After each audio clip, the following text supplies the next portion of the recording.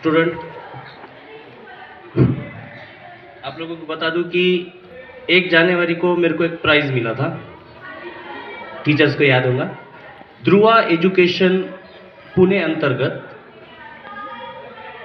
एक पात्रीय अभिनय और कथा कथन यानी टेल स्टोरी और 1 एक्ट प्ले, ये 2 थीम थी जिसमें से मैंने खुद एक स्टोरी बनाई और वो स्टोरी ऑनलाइन थी, मतलब वीडियो भेजना नहीं था और उसको जो है ऑनलाइन सादरीकरण करना था, यानी ऑनलाइन प्रेजेंटेशन देना था।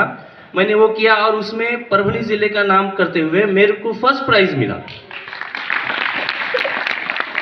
तो आप सोच रहे होंगे कि हाँ हमसे ताली बजवाने आए हो क्या? नहीं, मैं इसलिए आया हूँ कि कथा कौन सी थी, करंट अफेयर पे जो चल रही है, करंट जो वातावरण चल रहा है उस पर एक कथा बनाई थी। और वो कथा मुझे ऐसा लगा कि आज सैटरडे है, म्यूजिक तो बज रहा नहीं, चलो आप लोगों के सामने वो कथा ही रख दूं। इसलिए शेविंग वगैरह कुछ नहीं किया, ऐसे ही उठकर आ गया, नहाया हुआ नहीं तो बोलेंगे, है ना। तो स्टोरी कैसी है मैं आपको बताता हूं, ध्यान से सुनना। स्टोरी कहते कैसे है, क्योंकि सभी टीचर्स को पता है कि एक बार असेंबली में मुद्दा, हमने मीटिंग में एक मुद्दा हुआ था कि ये साल 1 एक्ट प्ले और टेल स्टोरी ये गैदरिंग में हम रखेंगे, मतलब उसके लिए कंपटीशन रखेंगे। बट समय की कमी के कारण उसको हमने स्थगित किया, अगले इसमें हम उसको रखेंगे। लेकिन आप समझो कि कथा बोलते समय, स्टोरी बोलते समय किस तरह बोलते हैं। मैं एक्सपर्ट नहीं हूं, लेकिन मुझे फर्स्ट प्राइज मिला इसलिए मैं शेयर कर रहा हूं आपके सामने, ठीक है। स्टोरी सुनिए, स्टोरी शुरू होती है।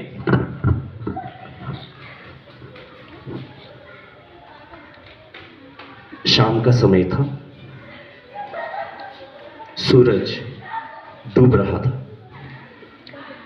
सूरज डूबने की अवस्था में आकाश में लाल कलर की रोशनी फैली हुई थी। सभी लोग खेतों से अपने घर की तरफ जा रहे थे, कोई बैलगाड़ी पर बैठकर, कोई पैदल, कोई साइकिल पर। पंछियां भी आसमान में उड़ रही थी, काव काव करते करते, च्यू च्यू करते करते पक्षी अपने घर की तरफ बढ़ रहे थे। इधर सूरज पूरी तरह से डूब गया, आसमान में अंधेरा सा छा गया।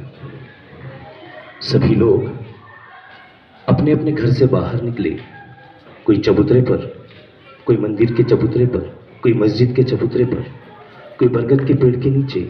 सभी लोग बैठे हुए थे, सभी अपने अपने दिनचर्या का वर्णन कर रहे थे, सभी अपने बारे में बता रहे थे। आज दिन भर में मैंने क्या किया, दिन भर में मैंने क्या किया। इधर एक पेड़ पर एक कौवा, उसके 2 बच्चे बैठे हुए थे। उतने में एक कौवा उड़ता हुआ आया और बच्चों के पास बैठा और बच्चों के मुंह में कुछ तो भी डालने लगा। तभी एक बच्चा, कौवे का एक बच्चा कहने लगा, पप्पा हर बार आप यही खिलाते हो, कुछ अच्छा खिलाओ ना। कौवे के बच्चे ने अपने पिताजी से कहा कि पप्पा आप हर बार यही खिलाते हो, हम बोर हो चुके हैं ये खा खा कर, कुछ अच्छा खिलाइए ना। तो पापा कहने लगा, बेटा अब मैं तुझे पिज्जा, बर्गर, मोमोज ऐसे कुछ खिलाऊंगा। नहीं नहीं नहीं नहीं नहीं, ये नहीं, कुछ और अच्छा सा, कुछ और अच्छा सा। तो कौवा कहने लगा, बेटा 2 मिनट मुझे कल का समय दो, मैं कुछ ना कुछ अच्छा खिला दूं। नहीं, आप हर बार ऐसे ही कहते हो और यही हमको खिलाते हो, जो हम नहीं खाना चाहते वही हमको खिला दो, कुछ अच्छा खिलाओ।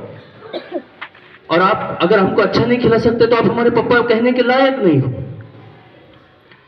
ये सुनने के बाद कौवा उदास होकर बाहर बैठा। उसकी पत्नी उसके पास आई और कहने लगी, कभी बच्चों की भी जिद पूरी कर दिया करो, बेचारे आपसे कुछ उम्मीद रखते हैं। कौवा सोचने लगा कि मैं वही सोच रहा हूं कि कल इन्हें कुछ ऐसा खिलाऊंगा कि जिंदगी भर नहीं भूलेंगे कि मैंने इन्हें क्या खिलाया। रात हो चुकी थी, सभी दोस्त अपने चबूतरे पर बैठकर बातें कर रहे थे और बैकग्राउंड में एक म्यूजिक बज रहा था। वो म्यूजिक था, तू हिंदू बनेगा ना मुसलमान बनेगा, इंसान की औलाद है इंसान बनेगा। तू हिंदू बनेगा न मुसलमान बनेगा, इंसान की औलाद है इंसान बनेगा। बैकग्राउंड म्यूजिक चालू था और सभी धर्म के लोग एक जगह बैठकर हंसी मजाक कर रहे थे। रात का समय हुआ, कौवा आसमान की तरफ उड़ गया और कुछ तो भी चोंच में लिया। एक तरफ देखते हैं मंदिर के दरवाजा बंद हो गया, एक तरफ मस्जिद का दरवाजा बंद हो गया। सभी लोग हंसते खेलते अपने घर की तरफ बढ़ गए। कौवा आया, कहीं तो भी कुछ तो भी फेंका और उड़कर चला गया।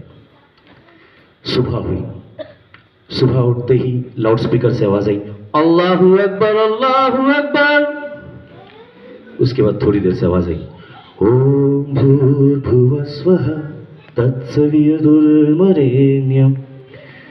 मंदिर का दरवाजा खुला, मस्जिद का दरवाजा खुला। जैसे मंदिर का दरवाजा खुला तो जोर से आवाज आई, हे राम।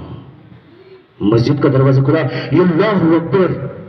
देखते तो क्या, मांस के 2 टुकड़े मंदिर और मस्जिद की तरफ गिरे हुए हैं और देखते ही देखते पूरा गांव एक दूसरे को मारने के लिए दौड़ पड़ा।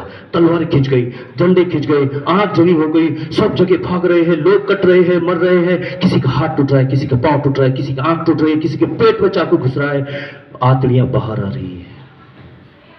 एक तरफ नारा उठ रहा है, जय श्री राम, एक तरफ अल्लाहू अकबर, जय श्री राम अल्लाहू अकबर। नारे से पूरा गांव दहक उठा।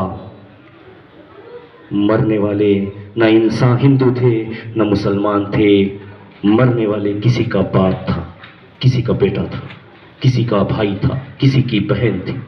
मरने वाले केवल इंसान थे, लेकिन शोर शराबा हो रहा था जय श्री राम अल्लाहू अकबर का। लाशें बिछी हुई थी, किसी की आंख बाहर, किसी के हाथ कटे हुए, किसी का पांव कटा हुआ, किसी का सर कटा हुआ। सभी लोग एक जगह से पड़े हुए थे। उतने में कौवा और उसकी फैमिली आई, एक बॉडी के पास बैठी और लोच कर खा रही थी। बाप ने बेटे से पूछा, बेटा तू कह रहा था ना कुछ अच्छा खिलाओ, कुछ अच्छा खिलाओ, आप बता। मजा आया? पप्पा क्या बढ़िया स्वादिष्ट भोजन दिया आज तुमने मुझे, मेरा पेट तृप्त हो गया ये भोजन खाकर। उसके बाद कौवा और कौवे की फैमिली उठी और अपने घर की तरफ बढ़ी। कौवे की पत्नी ने कौवे से पूछा, ए जी ये कैसे किया आपने? उसने कहा, लोगों को लड़ाना बहुत आसान है, और खास तौर पे हिंदू मुसलमानों को खाली एक चीज की जरूरत होती है, बस ये लड़ लेते हैं, ये इंसानियत नहीं देखते। बेटा फिर कौवा अपने बच्चे से कहता है कि बेटा जब भी तुझे कुछ अच्छा खाने का मन करे ना तो मुझसे कह, और इससे अच्छा भोजन तुझे खिलाऊंगा। बच्चों इस स्टोरी से एक सबक मिलता है कि कौवा बैठा हुआ है, वो लड़ा रहा है, और हम मूर्ख एक दूसरे से लड़ते हैं। अगर देश को बचाना है तो एक साथ मिलकर काम करना है, जाति धर्म भेद भाव भुलाकर एकजुट होकर काम करना है। इसीलिए तो कहा गया है ना कि तू हिंदू बनेगा ना मुसलमान बनेगा, इंसान की औलाद है इंसान बनेगा, इंसान की औलाद है इंसान बनेगा। Thank you.